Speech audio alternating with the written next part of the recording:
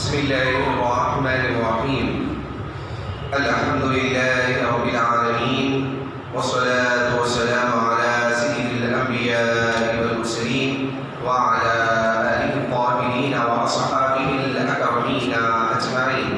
أما بعد، فقد قال الله سبحانه وتعالى في كلامه المجيد والفرقان الحميد: أعوذ بالله من الشيطان الرجيم. بسم الله الرحمن الرحيم. ويل لكل همزة لمزة الذي جمع مالا وعدده يحسب أن ماله أخلده كلا لينبذن في الحطمة وما أدراك ما الحطمة نار الله الموقدة التي تطلع على الأفئدة إنها عليهم مرصدة في عمد ممددة. صدق الله العظيم. وقال الله سبحانه وتعالى في عظمة حبيبه الكريم: إن الله وملائكته يصلون على النبي يا أيها الذين آمنوا صلوا عليه وسلموا تسليما. اللهم صل على سيدنا مولانا محمد أفضل صلواتك وعدد معلوماتك وبارك وسلم. اللہ تبارک و تعالیٰ کا کرم اور اس کا احسان عظیم ہے کہ اللہ تبارک و تعالیٰ نے ہم سب کو اپنے گھر میں جمع فرما کر قرآن مجید جیسی عظیم کتاب کی تفسیر اور اس کے ترجمے کو سننے اور سمجھنے کا ہم سب کو اللہ تبارک و تعالیٰ نے موقع عطا فرمایا. انشاءاللہ تبارک و تعالیٰ آج کی اس مجلس میں اور اس درس میں سورہ ہمزہ کی تفسیر اور اس کا ترجمہ ہوگا. سورہ ہمزہ یہ مکہ مکرمہ میں نازل ہونے والی سورت ہے اور اس میں 9 آیات مبارکہ ہیں. سب سے پہلے اس کا ترجمہ سنتے ہیں، اس کے بعد مفسرین کرام نے جو اس کے متعلق ذکر کیا وہ آپ کے سامنے ذکر کرتا ہوں. وَيْلٌ لِكُلِّ هُمَزَةٍ لُمَزَةٍ، خرابی ہے ہر تانا دینے والے اور غیبت کرنے والے کے لیے. الذی جمع مالا وعددہ، جو مال کو جمع کرتا ہے اور اس کو شمار کرتا رہتا ہے. یحسب ان مالہ اخلدہ، وہ گمان کرتا ہے کہ بے شک اس کا مال اس کو ہمیشہ باقی رکھے گا. کلا لتنبذن فی الحطمہ، ضرور بضرور وہ پھینک دیا جائے گا حطمہ میں. وما ادراک ما الحطمہ، کیا تم جانتے ہو حطمہ کیا ہے؟ نار اللہ الموقدہ، اللہ کی دہکتی ہوئی آگ. التي تطلع على الافئدہ، جو دلوں تک پہنچ جائے. انہا علیہم مرصدہ، بے شک وہ آگ ان کو گھیر لے گی. فی عمد ممددہ، وہ آگ بلند شعلوں میں ہوگی. یہ تھا اس کا ترجمہ. اب تفسیر جو علماء نے کی ہے اس کے متعلق فرماتے ہیں کہ بیل یہ جہنم کی ایک وادی بھی ہے، اور بعض فرماتے ہیں کہ یہ ہلاکت کے لیے کہا جاتا ہے اور بددعا کے لیے بھی یہ لفظ استعمال ہوتا ہے. بیل ہلاکت ہے، تباہی ہے، بربادی ہے اس شخص کے لیے کہ جو کیا کرتے ہیں، تانا دیتے ہیں اور غیبت کرتے ہیں. یہ سورہ مبارکہ کے متعلق علماء نے ذکر کیا کہ یہ اخنس ابن شریک کے بارے میں یا پھر عاص ابن وائل کے بارے میں یا پھر امیہ ابن خلف کے بارے میں یہ سورت مبارکہ نازل ہوئی. یہ کیا کرتے تھے؟ رسول اللہ صلی اللہ علیہ وسلم اور آپ کے اصحاب کرام کے بارے میں سامنے ہو تو تانا دیتے تھے کہ غریب ہے، تو غریبوں کو کیا کرتے تھے؟ تانا دیتے تھے. کہتے تھے کہ یہ دیکھو یہ جو ہے نئے دین کو اختیار کی ہے. اب آج کل آپ دیکھتے ہوں گے کہ تانا ایک دل کو لگنے والا ایک ایسا کلمہ ہوتا ہے کہ جو سیدھے سرائے دل پہ کر جاتا ہے. کیا ملے گا تم کو یہ دین اختیار کرنے پر؟ سکون میں تھے، آبا و اجداد کے دین کو اختیار کیے ہوئے تھے، لیکن تم نے ایک نئے دین کو اختیار کیا. غریبوں کو اس طریقے سے کہتے اور پیچھے مالداروں سے کہا کرتے. جو مسلمان مالدار ایمان لائیں گے ان کی غیبت کیا کرتے تھے. تو اللہ نے یہ سورہ مبارکہ نازل کی کہ وہ لوگ جو تانا دیتے ہیں اور غیبت کرتے ہیں ان کے لیے ہلاکت ہے. یہ تو خاص ان لوگوں کے لیے نازل ہوا، لیکن قرآن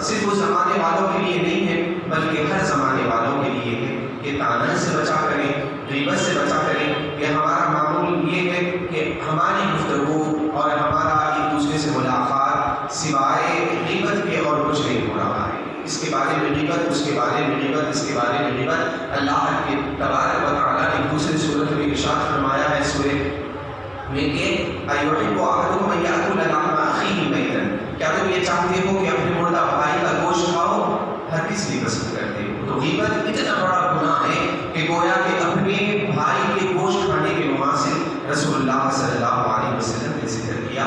تو حاضرین اور سامعین، آپ اس بات کو یاد رکھیں کہ ہماری عورتیں ہیں، ہمارے جو ہے لوگ ہیں، اکثر اس چیز میں مبتلا ہوتے ہیں، کبھی کسی کو تکلیف دے دیتے ہیں. یاد رکھیے گا انسان کے نیزے اور تلوار اور جو ہتھیار ہے اس کے زخم منتقل ہو جا سکتے ہیں، لیکن زبان کی جو تکلیف ہے نا، یہ کبھی یہ دل پہ لگا ہوا زخم ختم نہیں کرتا. عربی میں ایک شعر ہے کہ شاعر کہتا ہے کہ دلوں کے جو زخم ہیں یہ زخم منتقل نہیں ہو سکتے، تلوار اور نیزے کے زخم منتقل ہو جا سکتے ہیں.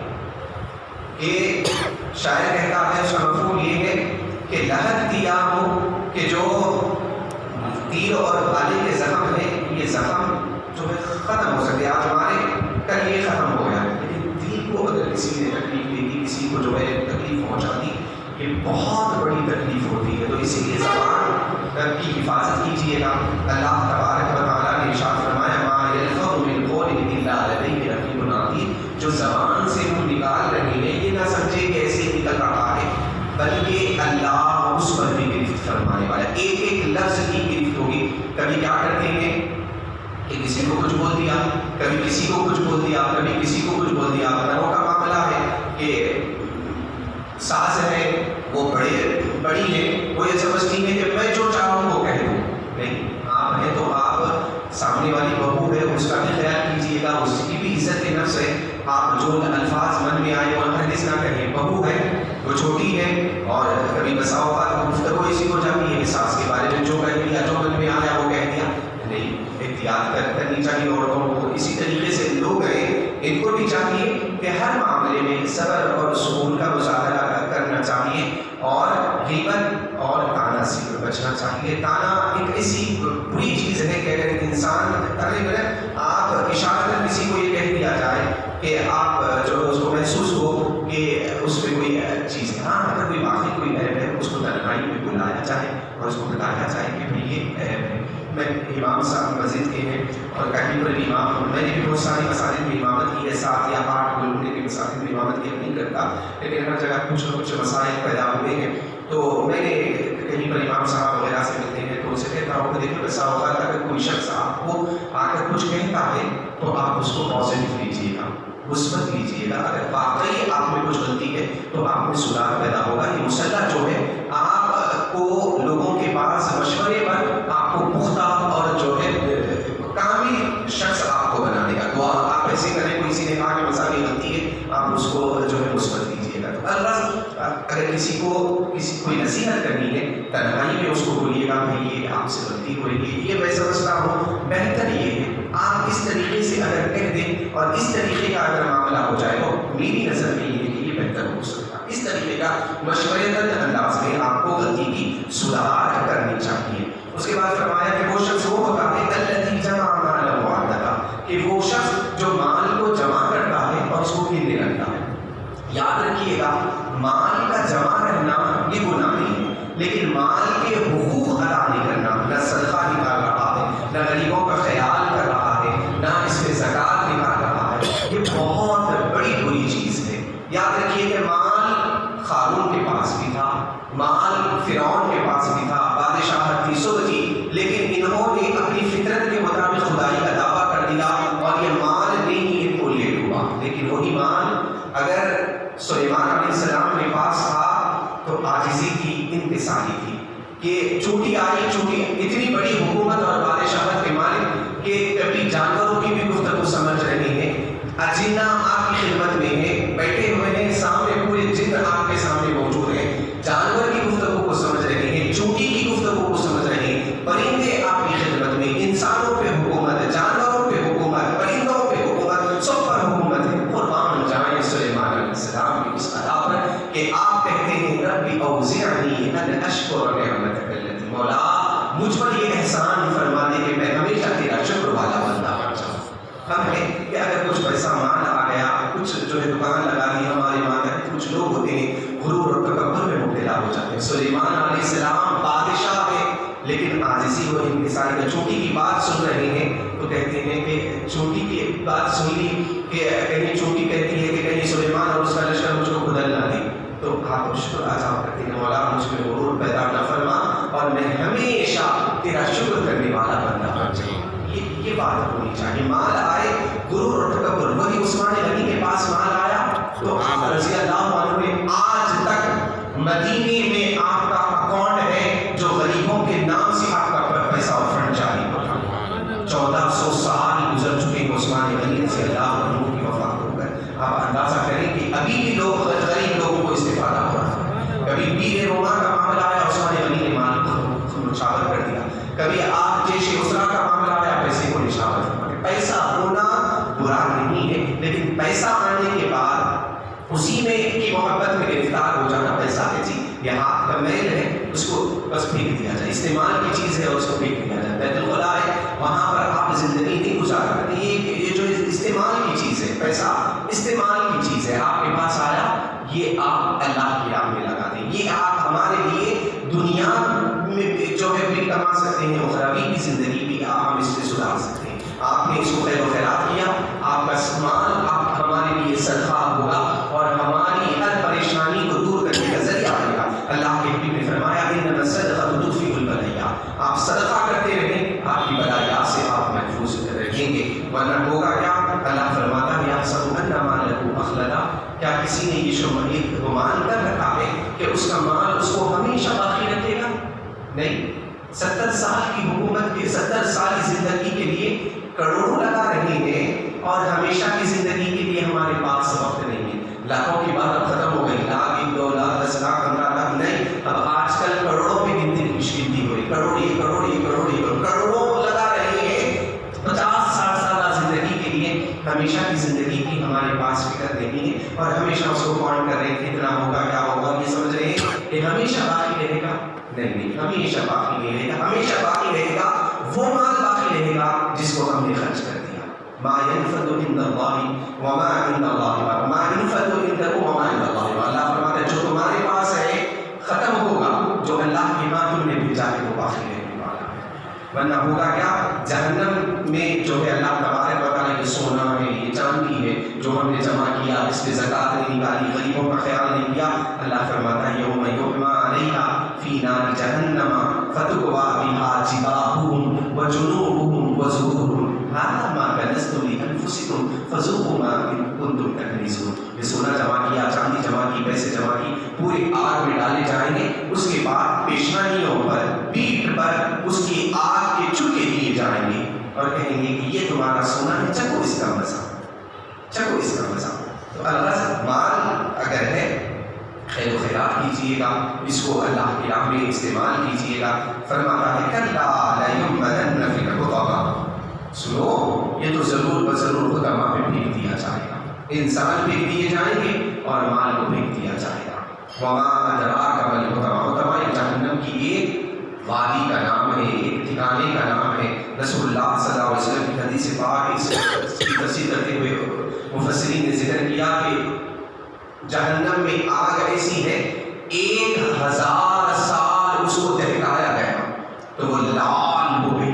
رسول اللہ صلی اللہ علیہ وسلم نے فرمایا میری بات ہے، آپ اس کو قبول کریں یا نہ کریں، آپ ریجیکٹ کر سکتے ہیں، لیکن قرآن اور حدیث کی بات آ جائے یاد رکھیے گا کہ ہمارا ایمان ہے اس پر. کسی نے انکار کیا وہ سیدھا دائرہ اسلام سے خارج ہو گیا. رسول اللہ صلی اللہ علیہ وسلم نے ارشاد فرمایا کہ 1000 سال اس کو دہکایا گیا، لال آگ ہو گئی. پھر 1000 سال اس کو دہکایا گیا تو وہ سفید ہو گئی. اس کے بعد پھر 1000 سال اس کو دہکایا گیا تو کالی اور سیاہ ہو گئی. جہنم کی آگ، ایک آگ دوسری آگ سے پناہ مانگتی ہے کہ کہیں جو ہے مجھ کو بچائے. اور وہاں پر جو آگ کو سنگایا جائے گا وہاں پر پتھر اور انسان ہوں گے. وہ خود الناس والحجارہ. اللہ فرماتا ہے کہ انسانوں کو ڈالا جائے گا. آپ نے سنا ہوگا بچے معصوم کا قصہ آپ نے سنا ہوگا کہ معصوم بچہ تھا زارو ہزار ہو رہا تھا، تو لوگوں نے پوچھا کہ بچے کیوں رو رہے ہو، اتنا کیوں رو رہے ہیں؟ تو کہا کہ جہنم کی آگ کی وجہ سے رو رہا ہوں۔ بولے بیٹے ابھی تو تم چھوٹے ہو اور کیوں رو رہے ہو؟ کہا کہ اللہ فرماتا ہے کہ جہنم کی آگ کو جو ہے گلایا جائے گا، اس کو بڑا کیا جائے گا، تو انسان اور بندر کے ذریعے اس کو بڑھایا جائے گا۔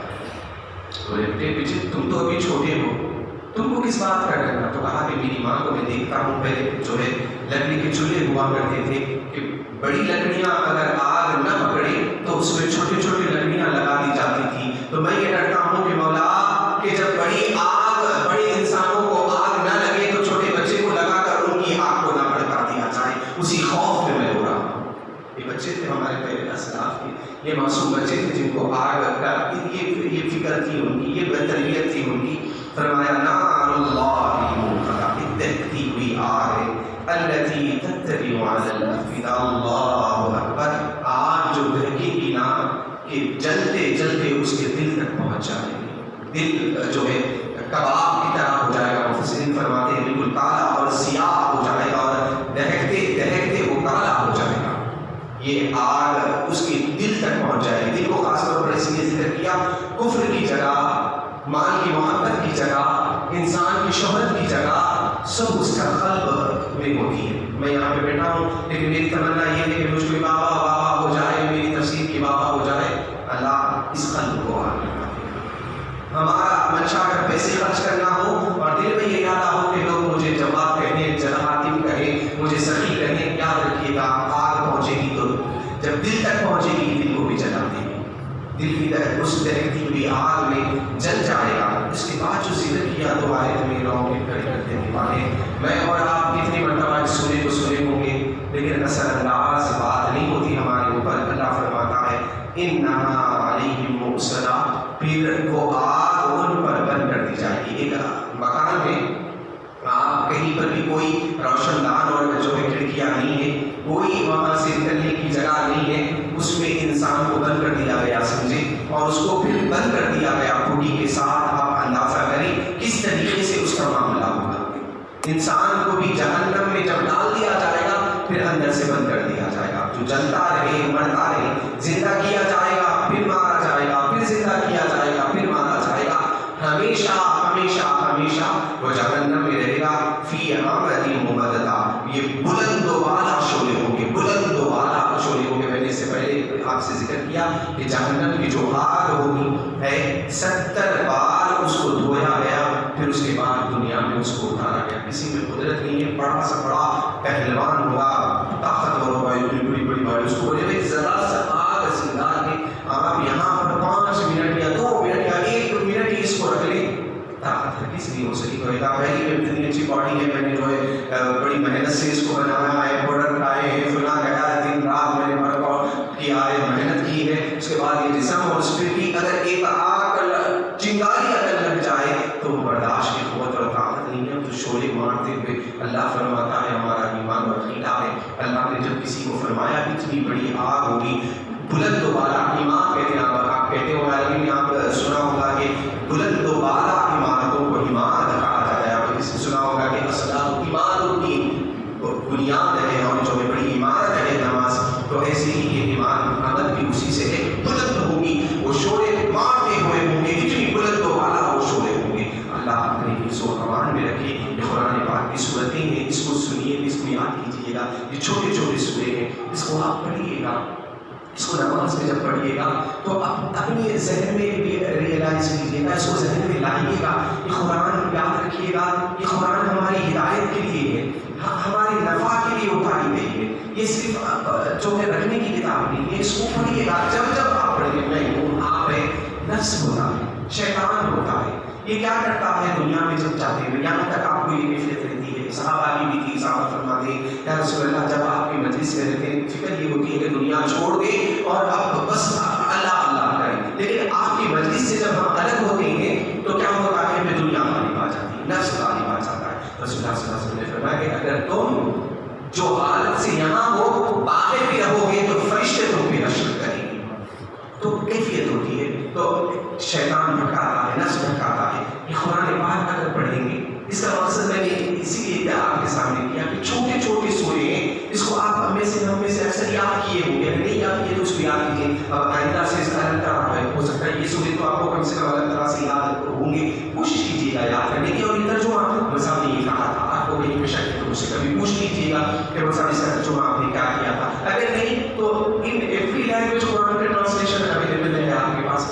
قرآن کا اثر کرنا الگ ہے، کسی سے سننا الگ بات ہے. کبھی ترجمہ آپ اگر سننا چاہتے ہیں کسی سے، آپ انگلش میں بھی دستیاب ہے، اردو میں بھی دستیاب ہے، یا مجلسوں میں بیٹھیے گا آپ ایسے ترجمے آپ کو آئیں گے. امام صاحب پڑھ رہے ہیں آپ کے ذہن میں آئے گا کیا میں غیبت کرنے والا تھا، کیا میں کسی نے تانا کیا تھا. کم سے کم توبہ کی تو توفیق ہو جاتی ہے. اللہ تبارک و تعالیٰ سے دعا ہے کہ پروردگار عالم ہماری اس حاضری کو، ہماری اس کہنے کو مولا اپنی بارگاہ میں قبول فرما دے. کہنے میں یا سننے میں اگر کچھ خطا ہو تو اپنے رحم سے، اپنے کرم سے، اپنے لطف سے، اپنی عنایت سے مولا اسے درگزر فرما دیجیے گا. ہماری حاضری کو، ہماری اس بیٹھنے کو مولا ہم سب کی بخشش کا ذریعہ بنا دیجیے. ہمارا کتنے ایسے لوگ ہوں گے جو دنیا میں مصروف ہوں گے، اپنی مصروفیات میں ہوں گے، کوئی تجارت میں ہوگا، کوئی ملازمت میں ہوگا، کوئی سوتا ہوگا، کوئی عیش و عشرت میں ہوگا. کتنا بڑا کرم تم نے فرمایا، اتنا بڑا احسان کیا کہ مسجد میں جمع فرما کر دنیا روئے زمین پر سب سے اچھی جگہ مسجد میں جمع فرمایا، اور روئے زمین کی سب سے مقدس کتاب، سب سے افضل و اعلیٰ کتاب قرآن مجید کی تفسیر کے لیے ہم سب کو یہاں پہ جمع فرمایا. یہ تیرے کرم کی بات ہے، تیری عطا کی بات ہے، یہ تیرے احسان کی بات ہے. مولا ہمارے اس بیٹھنے کو قبول فرماتے ہوئے ہم سب کی خطاؤں کو معاف فرما دے، ہم سب کے صغیرہ کبیرہ گناہوں کو معاف فرما دے. تو رؤوف ہے، تو رحیم ہے، تو کریم ہے. مولا ہمیشہ ہمیشہ رحم و کرم کا معاملہ فرما دے. تیرے غضب سے، تیری ناراضگی سے مولا ہم سب کی حفاظت فرما دے. تیری ناراضگی کو برداشت کرنے کی ہم میں طاقت نہیں ہے. مولا ہم سب کو تیرے عذاب سے ہماری حفاظت فرما دے. مولا اتنا سخت عذاب تم نے قرآن میں ذکر کیا ہے، ہمیں کہاں وہ طاقت اور قوت ہے کہ تیرے عذاب کو برداشت کر سکے. مولا دنیا کی آگ کو برداشت کرنے کی ہم میں طاقت نہیں ہے، قوت نہیں ہے. جہنم کے عذاب کو کہاں برداشت کر سکیں گے مولا؟ ہمیں وہ طاقت نہیں ہے، ہمیں وہ قوت نہیں ہے مولا جو تیرے عذاب کو برداشت کر سکے. مولا نار جہنم سے ہماری حفاظت فرمانا، نار جہنم سے ہماری حفاظت فرمانا. بے حساب و کتاب تیری رضا عطا فرما دے، جنت عطا فرما دے. تو ہمیشہ ہمیشہ کے لیے ہم سے راضی ہو جا، ہمیشہ ہمیشہ اپنا محتاج بنائے رکھیے گا. جتنے پریشان آ رہے ہیں ان کے پریشانیوں کو دور فرما، جتنے بیمار ہیں ان تمام کو صحت و عافیت عطا فرما، صحت عاجلہ کاملہ مستمرہ نصیب فرما دے. جو مقروض ہیں غیر سے ان کے قرضوں کا انتظام فرما دے. پنج وقت ہم سب کو نمازی بنا دے. جو مانگا ہے وہ عطا فرما دے، جو مانگنے سے رہ گیا ہمارے حق میں بہتر وہ عطا فرما دے. وصلی اللہ